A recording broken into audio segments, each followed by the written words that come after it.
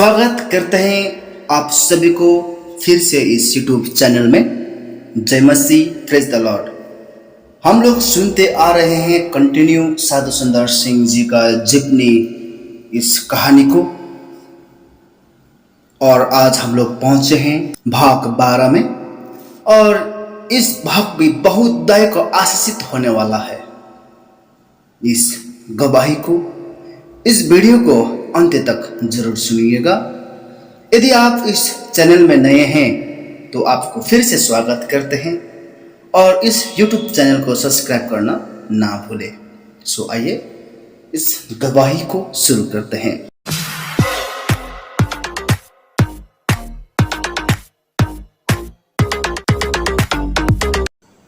उत्तर भारत में पले और बड़े मनुष्य का इंग्लैंड चले जाना ऐसा था मानो एक भिन्न और अंधेरे जगत में प्रवेश करना हो। अक्सर बादल छाए रहते थे और रिमझिम बारिश होती रहती थी, और गीली सड़कों पर वह अरुचिकर प्रतीत होती थी, जहां से लोग जितनी जल्दी हो अपने प्रवेश द्वार को ठीक से बंद करते हुए लुप्त हो जाना चाहते थे। पूर्व के समान आंगनों और बाजार में स्वतंत्र माहौल नहीं था, जहाँ पड़ोसियों के पास बातचीत और बहस करने के लिए बहुत समय हुआ करता था और किसी को घड़ी की परवाह न थी। इंग्लैंड में हर कोई अपने ही कामों में शांति से लिप्त और अक्सर जल्दी में पाया जाता था। सन 1914 से लेकर 1918 के बीच का युद्ध समाप्त हो चुका था और शांति समझौते पर हस्ताक्षर किए जा चुके थे। युद्ध शोक संतप्त परिवारों के बीच अपनी निराशाजनक यादें छोड़ गया था। अब भी उन करोड़ों लोगों की यादें ताजा थी जिन्होंने युद्ध भूमि में अपनी जानें गंवा दी थी। सुंदर के दृष्टिकोण से एक और चीज की कमी थी। भारत में आत्मिक चीजों के बारे में जिज्ञासा और दौड़ थी जो उन्हें आत्मा शांति दिलाएगा। इंग्लैंड में उसने भौतिक संतुष्टि की चिंता को पाया, एक ऐसी चिंता जो मानव आत्मा की गहरी आवश्यकताओं की अवहेलना करती है। वह देश में 1 महीने से भी कम समय रहा था जब उससे पूछा गया कि वह अंग्रेजी मसीहत और अंग्रेजी जीवन के बारे में सामान्यतः क्या सोचता है। यह प्रश्न उससे खाने की मेज पर पूछा गया और उसे ऐसी स्थिति में ले आया मानो वह अपने मेहमानों के प्रति अशिष्ट हो, और उनसे बुद्धिमानी से उत्तर दिया कि मैं इतने लंबे समय तक इस देश में नहीं रहा हूँ कि मैं अपना मत प्रस्तुत कर सकूं। इससे उसे बहुत चोट पहुंची क्योंकि थोड़े ही लोग धार्मिक थे। उसने सोचा कि शांत रहने और परमेश्वर के वचन पर मनन करने के लिए ज्यादा समय देना चाहिए। प्रार्थना और चिंतन के बिना आत्मिक बातों को नहीं समझा जा सकता। उसने बहुत सहज रीति से बोला और टेबल पर कुछ खामोशी छा गई। उसकी छोटी सी टिप्पणी से कहीं उपदेशों से भी गहरा प्रभाव पड़ा। इससे सभी को यह ज्ञात हो गया कि उसे मालूम था कि वह किस विषय में बोल रहा है। सुंदर ने इंग्लैंड में रहने के लिए बहुत कम व्यवस्था की। यह सुविचारित नीति थी। इससे उसका विश्वास और भी पक्का और जीवन होगा जब वह हर दिन परमेश्वर से निर्दोष पाने की चाह रखता था। बहरहाल भारत के एक मिशनरी मित्र ने उससे लिवरपूल में मिलने की व्यवस्था की। वहां से वो एक लोकप्रिय बाइबल शिक्षक रैंडल हैरिस के ले जाया गया। फिर सैली ओक के पास क्योकर्स के साथ रहने के लिए ले जाया गया। इसके बाद कैथोलिक फादर्स के उच्च एंग्लिकन समुदाय के साथ रहने के लिए ऑक्सफोर्ड ले जाया गया। वह उसके साथ घर जैसे माहौल में रहा और उनके द्वारा की गई सारी व्यवस्थाओं में रम गया। जब वो ऑक्सफोर्ड में था तब उसकी मुलाकात एक ऐसी व्यक्ति से हुई जो उसकी स्मृति में हमेशा कायम रहा वो था ये जो एजे अप्पा स्वामी जो यूनिवर्सिटी में रत्नाकर पाठ्यक्रम पढ़ रहा था, जिसने सुंदर के बारे में न सिर्फ अपने पिता से सुना था बल्कि जिसके साथ दक्षिण भारत में ही हफ्तों रहा था, पर उसके बारे में जो कुछ प्रकाशित हुआ उसके जरिए भी वो उसे जानता था। उसे विशेष रूप से सुंदर रहस्यात्मक अनुभवों में रुचि थी क्योंकि वह कई वर्षों से रहस्यवाद से विषय में पढ़ रहा था। इसी वजह से वह उससे मिलना चाहता था। दोनों के बीच जल्द ही अच्छे संबंध स्थापित हो गए और सुंदर जिससे अपने अदृश्य परिवेश में जो भी देखा और सुना उसके बारे में कुछ न छुपाया और अप्पा स्वामी के प्रश्नों का उत्तर देने के लिए तैयार था। वह यूनिवर्सिटी में कई सभाओं में बोलने के लिए राजी हो गया जिसे अप्पा स्वामी ने शीघ्र आयोजित किया था, जिसमें शिक्षक, धर्मसंगी और विद्यार्थी ने भी भाग लिया। सुंदर ने जो एक सप्ताह का समय बिताया उसका परिणाम यह हुआ कि कैम्ब्रिज स्टेट ने सुंदर को सुझाव दिया कि उसके संदेश को लिपिबद्ध किया जाना चाहिए और अप्पा स्वामी को लगभग 15 दिन का समय उस नोट्स बनाते हुए बिताना चाहिए। यह एक ऐसी व्यवस्था थी जो अच्छी साबित हुई। सुंदर के लिए उन पारंपरिक दिनों में अपने देशवासी के साथ रहना जो सीमित तौर तरीके से परिचित था। अप्पा स्वामी ने ऑक्सफोर्ड आने के पहले अमेरिका में धर्म विज्ञान पढ़ रहा था। सब बातें आसान बना दी थी। वह ऑक्सफोर्ड के बाद कैम्ब्रिज गए, फिर लंदन गए जहाँ सभाओं के अतिरिक्त उसे बोलने के लिए आमंत्रित किया जाता था। हर जगह जहाँ वो गया साक्षात्कार हुआ करते थे। कुछ प्रमुख लोगों के साथ जो भारत से आए इस धातु से मिलना चाहते थे जिसके बारे में उन्होंने पहले से सुन रखा था और जो उनके देश में इतना ध्यान आकर्षित कर रहा था। कैनबरा के आर्य बिशप प्रमुख बिशप ने उसका गर्मजोशी से स्वागत किया और तब ही मुस्कुराते जब सुंदर ने उससे कहा कि एंग्लिकन चर्च में प्रचार करने के अलावा उससे वेस्टमिनिस्टर चैपेल और मेट्रोपोलिटन और टेबरनेकल मृतप्राय गिरजाघर में भी बोलने को निमंत्रण प्राप्त हुआ है। उसने कहा, यह तो आपके लिए बहुत अच्छा है। इस युवा साधु का बपतिस्मा और दृढ़ीकरण एंग्लिकन चर्च में हुआ था, पर यह देखा गया कि वह उसी से बंधा नहीं रहा। अपने जाने के पहले उनके धार्मिक अधिकार की स्वीकृति देने के लिए और आर्य बिशप की आशीष पाने के लिए उसने भक्ति के साथ घुटने टेके। पर इसी वक्त एक विख्यात रोमन कैथोलिक धर्म विज्ञान और दार्शनिक ने सुंदर के बारे में अपने स्वयं के विचार प्रस्तुत किए। उसने संकेत दिया कि पिछले समय के उल्लेखनीय मसीह रहस्यवादियों के द्वारा यद्यपि उन्हें दर्शन और चरमोत्सक और निर्देश को प्राप्त किया, फिर भी उन्होंने अपने आप को धर्मसंघ अधिकारी और निर्देश के अधीन कर दिया था और वो चाहते थे कि सुंदर भी ऐसा ही करे।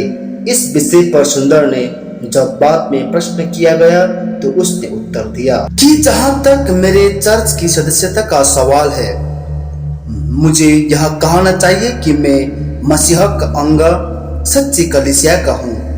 इसे खप्परों और पत्थर से बनी एक इमारत से नहीं समझा जा सकता, पर जीवित या मृत सच्चे मसीह के समूह से समझा जा सकता है।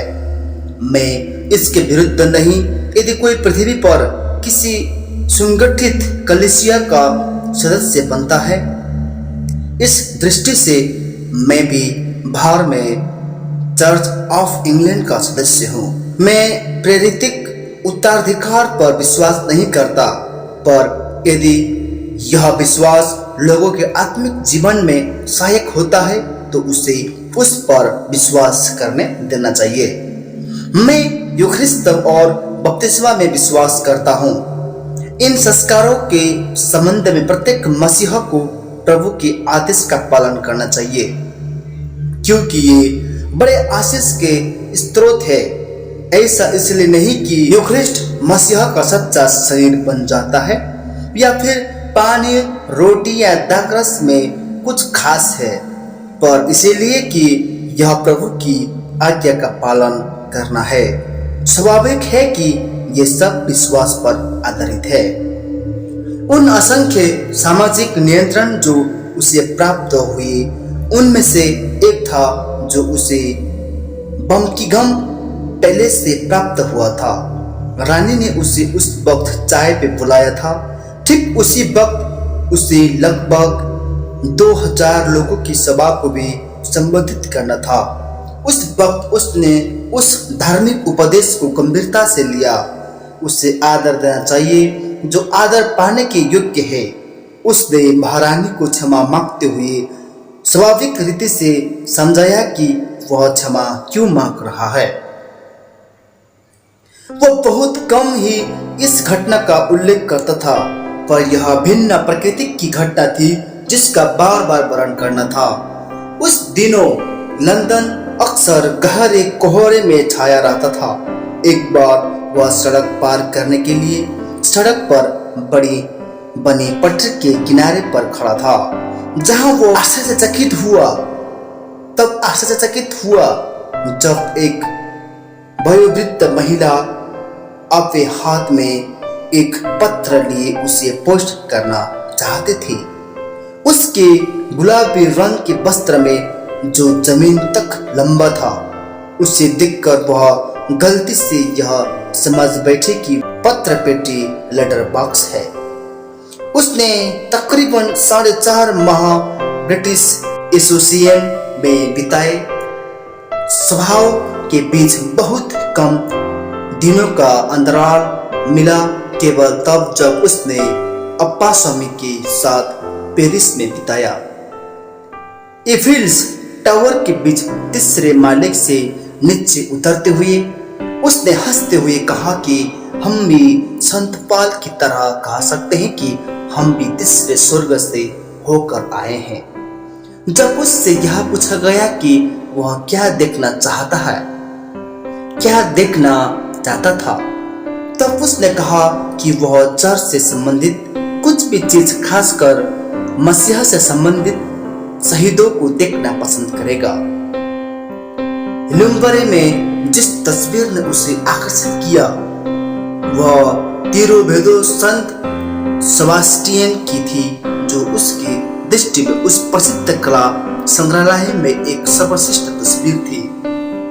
पेरिस में धीर लोगों को उसके विद्वान होने का पता चल गया था और लंदन पहुंचने के पहले 2 सभाएं उसके लिए आयोजित की गई, जिसमें उसने बोला लंदन लौटने पर पूर्णतः व्यस्त कार्यक्रम में फंस गया। उसकी बड़ी सभाओं में स्वाभाविक रीति से ज्यादा आकर्षण था, पर छोटी अनौपचारिक सभाओं में वो ज्यादा प्रभावशाली रहा। सोचने के लिए प्रवृत्त हूँ कि साधु के प्रति हमारी सच्ची सेवा यह नहीं होगी यदि हम उसे बड़ी सभाओं में बोलने के लिए बुलाए। वह छोटे समूह और व्यक्ति विशेषों के लिए सर्वथा उपयुक्त है।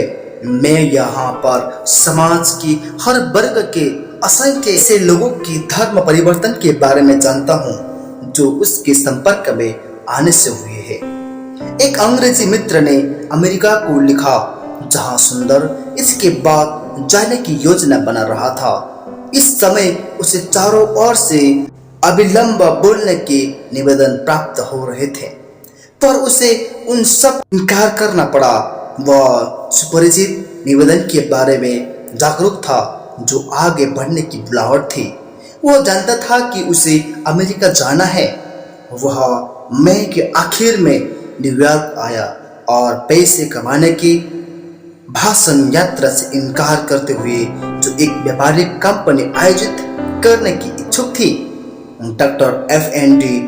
विजमैन द्वारा की गई व्यवस्था को स्वीकार किया, जो उस वक्त कुनेटिकट में थियोलॉजिकल सेमिनरी का लेक्चर था।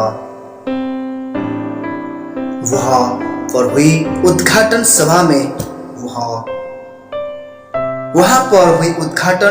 में यह घोषणा की गई, साधु आज मसीहा समाज में असाधारण और महत्वपूर्ण व्यक्तित्व है।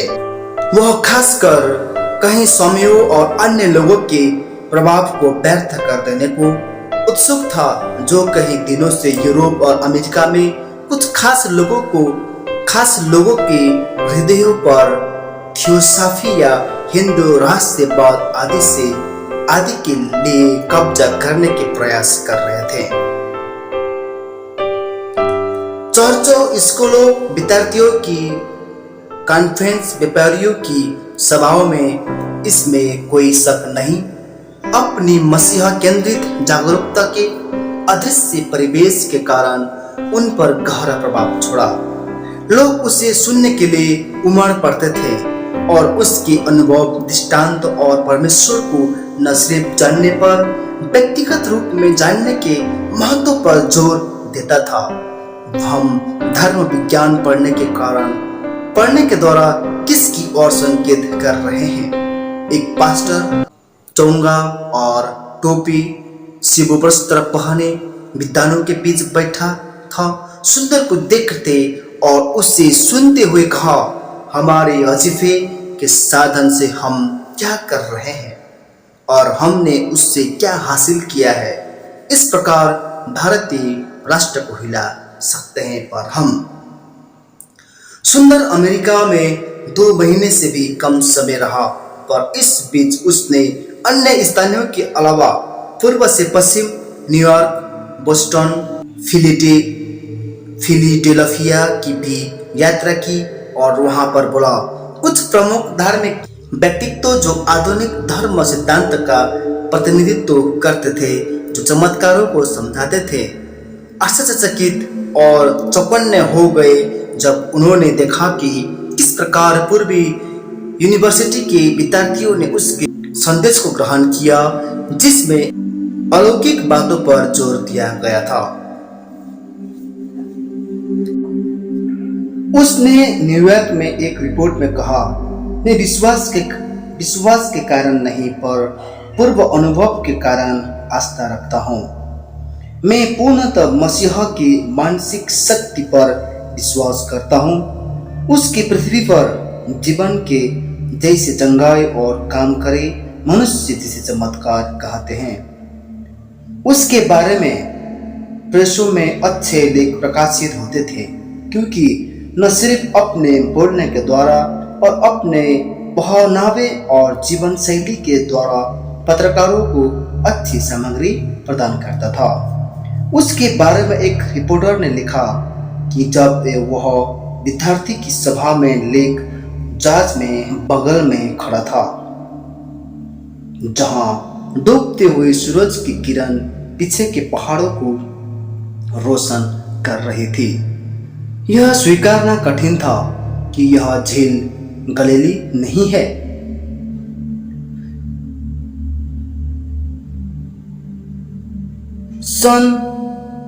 समय सन 33 ईसा पूर्व का नहीं, और वह आकर्षक व्यक्तित्व प्रभु यीशु का नहीं है। जबकि एक अन्य ने लिखा कि साधु ने अपनी सामान की समस्या सुलझा लिया था, क्योंकि उसके पास एक मात्र चमड़े से बना सामान रखने का थैला था, जिसमें एक अतिरिक्त गिरुआ वस्त्र था। जहां कपड़े धोने की बात थी, वह स्वयं उसे होटल के बर्तन में धोता था और कपड़े सुखाने के स्टैंड में उसे सूखना देता था। इन सामानों से लैस वह विश्व के किसी भी भाग के 6 महीने की यात्रा करने के लिए तैयार था।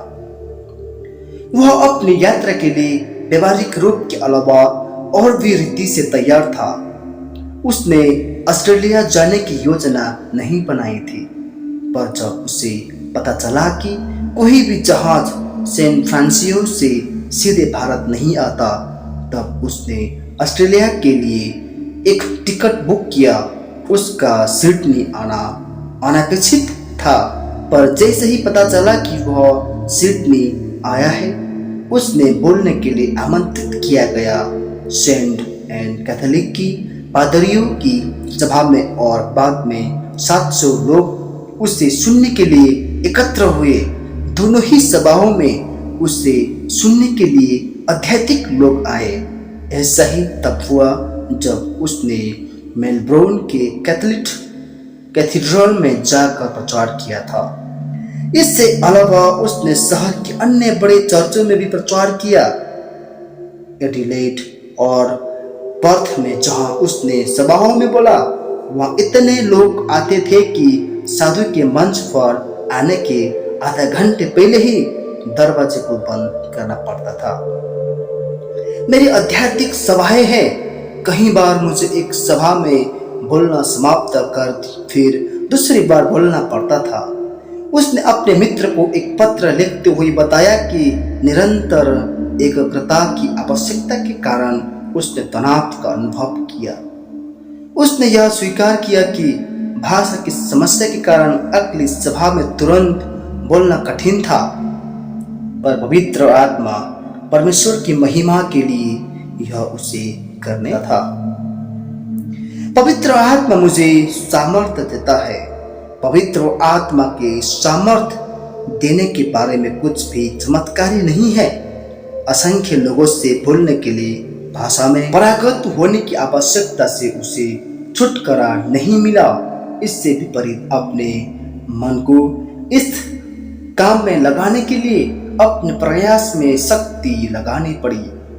जब वह ऑस्ट्रेलिया में था तब रेबेका पार्कर ने हिंदुस्तानी के बजाय अंग्रेजी में पत्र प्राप्त करना शुरू किया। उसमें इन प्रकार हस्ताक्षर था, आपका सर्वदा प्रिय बेटा सुंदर। इंग्लैंड और अमेरिका के समान सुंदर का दिखावा और व्यवहार ने उन लोगों पर अमिट छाप छोड़ी जिन्होंने उसे देखा और सुना। 30 वर्ष की आयु में ही वह पुरुष की परिपक्वता पर पहुंच गया। किसी ने उसके बारे में लिखा, गेरुआ वस्त्र और संडील पहने, तेजोमय बिना सुखडन का चेहरा, दाढ़ी पड़ी हुई, धैर्य और शांति के साथ ऐसा प्रतीत होता था मानो ऐसा है मैं कल्पना करता हूँ कि मसीहा जैसा दिखता है। कई लोगों पर यही प्रभाव पड़ा जिन्होंने उसे सबके बीच में देखा, पर जिन्होंने उसे अपने स्वयं के घर पारिवारिक माहौल में देखा, उससे वह ऐसा निकटतम संबंध रखता था जो प्रकट करने लायक है। एक भूरे रंग के बालों वाली लड़की जो साधु के घुटनों तक पहुंचती थी, तब उससे बात करने के लिए उसने सिर नीचे झुकाया तो वह मुस्कुराते हुए उसकी ओर देख रही थी। एक और छोटा लड़का यह मांग करते हुए आया कि वह जानना चाहता था कि यीशु कहाँ है। वो कल यहाँ था, मैंने उसे देखा है, उसने मेरे साथ लिखा था। उसके मेहमान नवाज ने अपने बेटे को यह कहते हुए लिखा, सुंदर सिंह को यहाँ पाना अद्भुत बात है। यह बात किसी भी घटी अन्य घटनाओं से भिन्न है। यह अवर्णनीय है, पर यह ऐसा है मानो मसीहा घर में है, इतना निकट मानो वो इतना पास हो जिसकी कल्पना वह कर सकती है। उसका निकट होना कैसे होगा। अंग्रेजी जगत से अपने 8 महीने के प्रचार कार्य के बाद लौट रहे सुंदर का उत्सुकता के साथ स्वागत करने की तैयार करने वाले मद्रास के साथ एक मसीहा समूह ने इस प्रकार वर्णन किया, वह सुंदर जिसने पश्चिम पर कब्जा किया, दक्षिण भारत और अन्य स्थानों में उसके स्वागत की योजना बनाई, जिसके बारे में उन्हें तब तक नहीं पता चला जब तक वह कोलंबो नहीं पहुंचा। इस प्रकार की भव्य स्वागत संभावना और इस प्रकार का सम्मान दिए हैं। एक बार वह विश्वविद्यालय के उस परिसर से गुजरा जिसमें वह सभा को संबोधित करने वाला था। वहां बड़े बड़े अक्षरों में यह घोषणा करते हुए लिखा था कि विश्व प्रसिद्ध साधु जिसने उसे निराश से भर दिया। कहीं वर्षों बाद उसने अपने एक मित्र रेडिट को बताया, जब मैंने इसे देखा तो मैं इतना शर्मिंदा हो गया कि मुझे पसीना आने लगा। अपने चाहने वालों की चापलूसी खुशामद का सामना करने के बजाय उसने केवल विसेंट को ही पता लगाने को ही लगने दिया कि वो बंबई कब आ रहा है। उसे अपनी यात्रा के बारे में बताते हुए और पश्चिम में मसीहत के बारे में जो छाप उसने प्राप्त की थी उसके बारे में बताने के बाद उसने विसेंट को ही पता लगने दिया कि वो बंबई कब आ रहा है।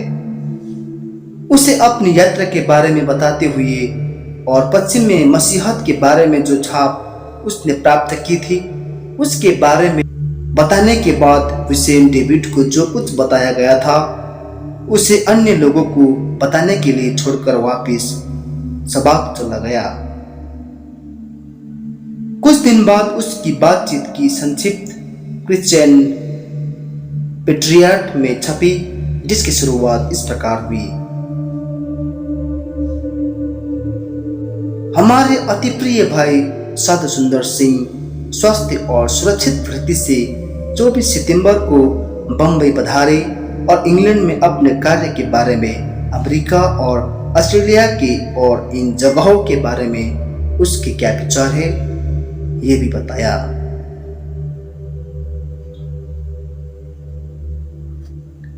उसने कहा कि वहां उपस्थित आज के कई अंग्रेज प्रभु यीशु मसीह चमत्कारों में विश्वास नहीं करते और जब उससे चमत्कारों के बारे में प्रश्न किया गया तब साधु ने उनसे कहा कि उसने उन्हीं के बीच एक चमत्कार देखा, क्योंकि अंग्रेजों के इतने भौतिकवादी होने के बावजूद उनके बीच कहीं आत्मिक लोग भी थे।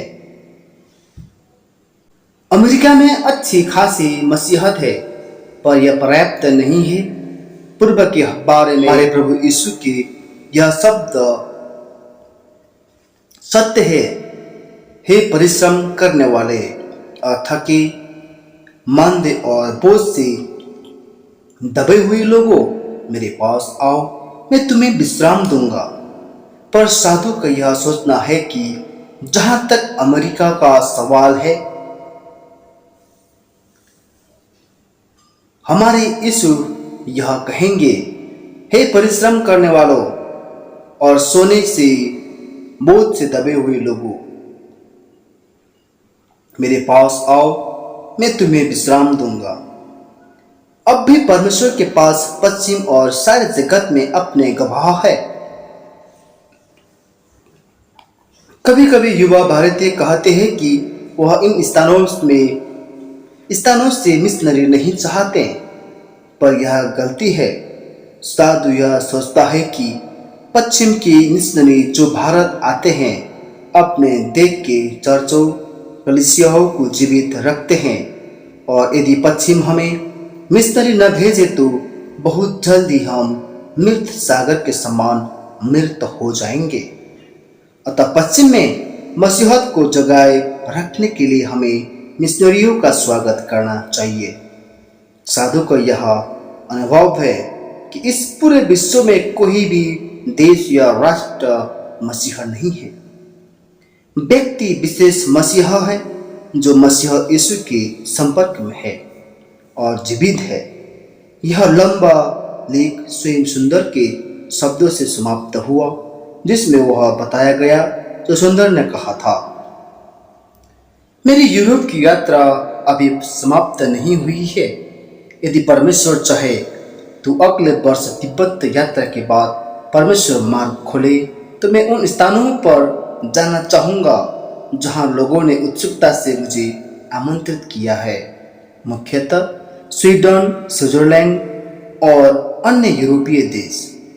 18 महीने बाद गेरुआ वस्त्र पहने अपने नंगे पैरों पर एकमात्र सैंडल पहने वह अपने मार्ग पर था।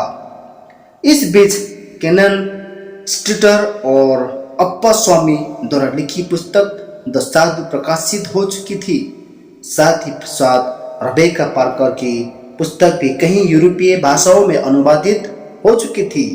न सिर्फ धर्मोत्साही पर धर्म विज्ञानों के द्वारा पूर्व में भी इस विलक्षण व्यक्तित्व के बारे में असाधारण रुचि जागृत हो चुकी थी। यूरोप की यात्रा के दौरान फिलिस्तीनी जाने की उसके हृदय में हार्दिक इच्छा पूर्ण हुई। वह यरूशलेम के मार्ग पर और गलीली झील के किनारे चला। वह बेथलेहेम, नाजरत और जार्डन गया। वह सर विलियम विल्का का मेहमान था, जिसने मिस्र में आसवान बांध को बनाया था। स्वीडन में तो राजा की भाई राजकुमार बर्नार्डे का मेहमान था।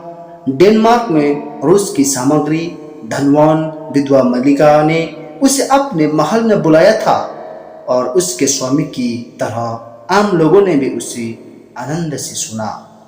धर्मोत्साही और धर्म विज्ञानों में एक भिन्न प्रकार की आत्मा थी।